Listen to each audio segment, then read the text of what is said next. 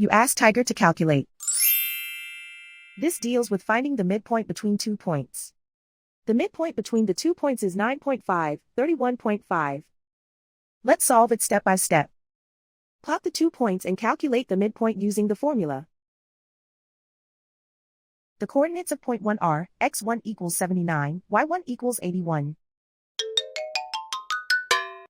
The coordinates of point 2 are, x2 equals negative 60, y2 equals negative 18. PM represents the midpoint of the 2 points.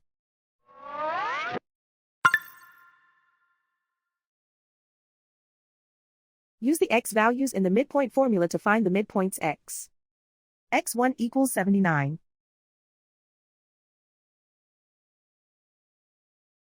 x2 equals negative 60.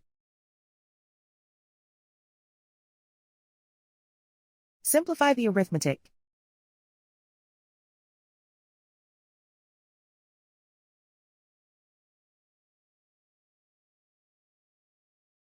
Use the y values in the midpoint formula to find the midpoints y.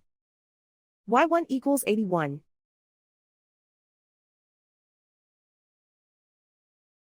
y2 equals negative 18. Simplify the arithmetic.